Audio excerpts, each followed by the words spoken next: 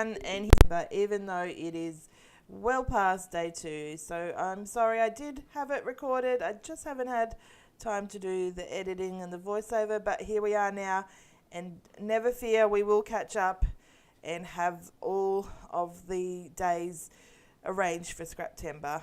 Anyway, so I've got this lovely photo of my son having his first bottle, and I have this lovely, beautiful paper here from Simple Stories, I believe, and it's got all these lovely different colours, circles that go with the kit, and then I've just cut out a few that I like, even hole punched a couple to make them a little bit smaller, and I'm just sort of arranging them on the page in an order that I feel is looking well as I'm going along, and I'm just cutting here, there and everywhere to make sure I've got a mix of colours and words and those pictures like the dog and the star and the robot.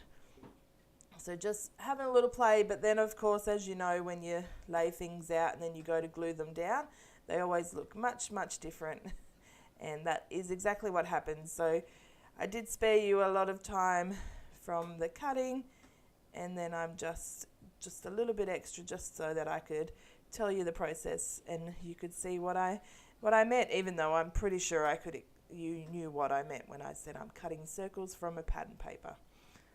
But just to make sure, it's nice to have a little bit of footage, otherwise there wouldn't be much of this video. It's a quite simple layout. It's very easy to do and to have fun with. So it is a 8.5 by 11 size cardstock that I've used, and I've just simply, I'm not going to mat the photo.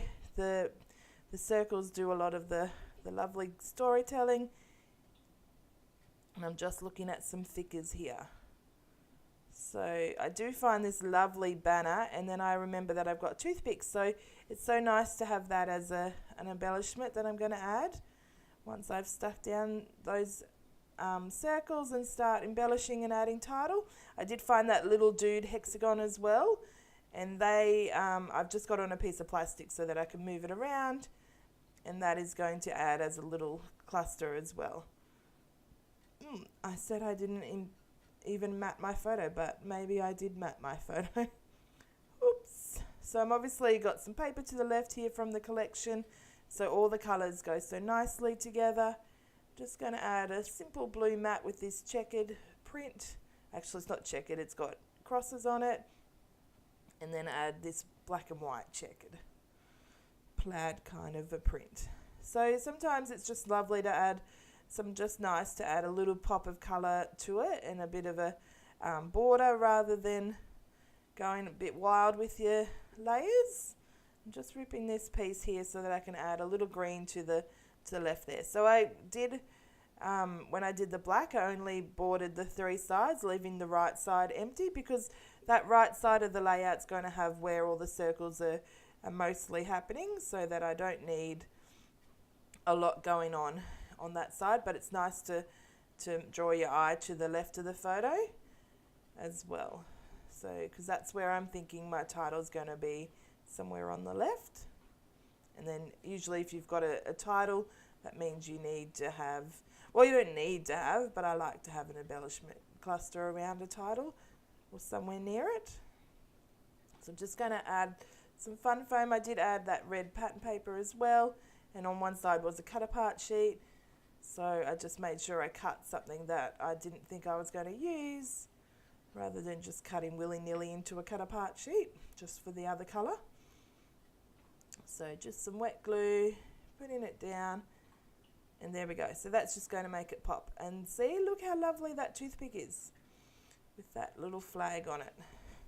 Just going to add some fun foam to the flag so that it stands up, because obviously the toothpick has a little bit of dimension, not heaps, but enough to warrant some fun foam behind the flag, and it just looks beautiful already.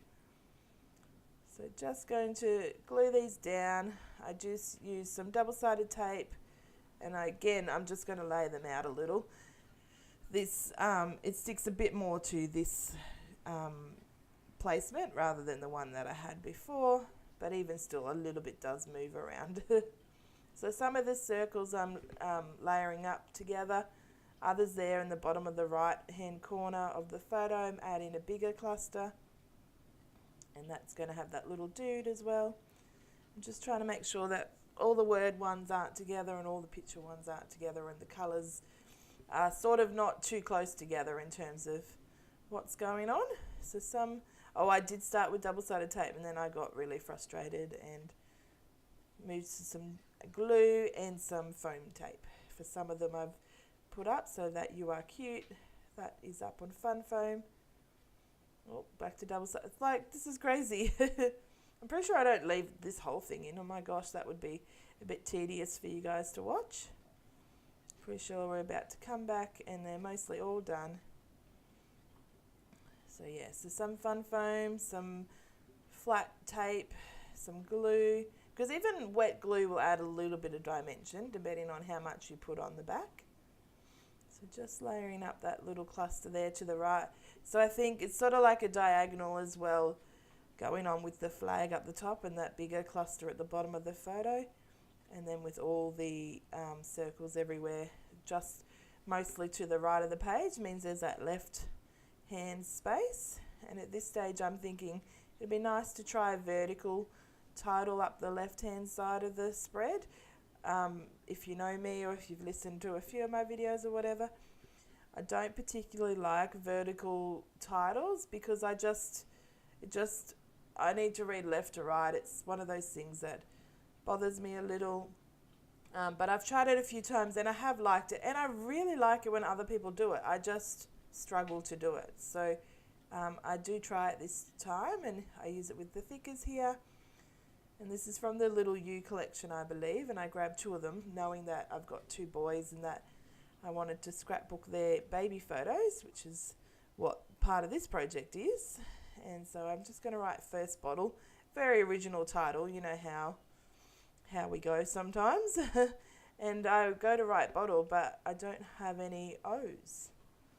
Apparently they were popular with other titles. So, and even the little Q's aren't going to be able to cut to be the way they need to be. I do try it and then I give up.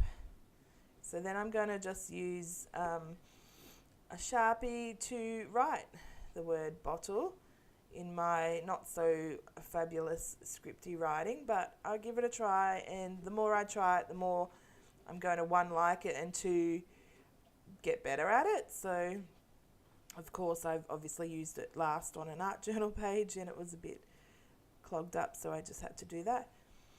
And then I'm just going to thicken the lines of the words, so I'm just going in and all the lines. I'm not being like just the down lines or up lines or anything like that. I'm doing all the lines to make it thicker and bolder. And that is just simple writing. It's just simple writing really. It's not scripty or anything. It's just writing. Although to my boys at the moment, who are 10 and 12, so they're not young, but that to them is really fancy because they don't really learn writing or anything like that at school anymore. So it's even a little bit tricky for them sometimes to read. But I'm sure they can read this. It's quite simple writing. So this is where I decide that the first is too contrasting to the writing. So then I just write the word first in the same kind of font. Going to outline it, darken the lines, thicken the lines as well. And that's going to be my title. So not too much more goes on in this layout. I don't need too much more because of the embellishments and the background that's going on, but I do need a border, so I just connect the border to the title.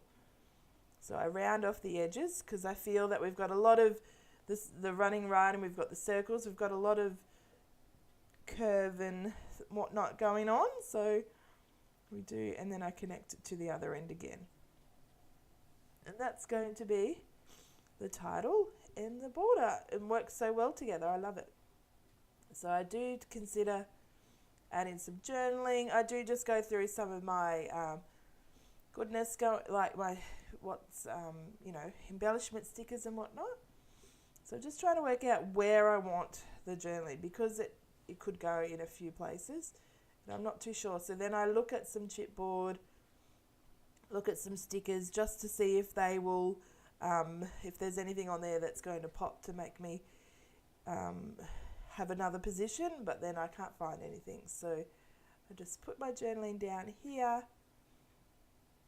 and then I'm pretty sure after journaling, maybe a little bit of sprinkles, but otherwise we call it a day. So let's see what's going on. Always, for 9 times out of 10, I always need to draw another line of when I'm journaling. It's so funny. I always think, okay, this is roughly what I'm going to write. This is going to, and then, and look, another line. another line.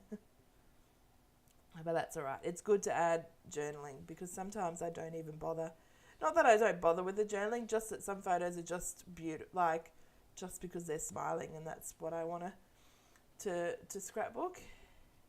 So here's some sprinkles, a puffy heart and a puffy star. And then this circle up here with the star that goes so lovely together.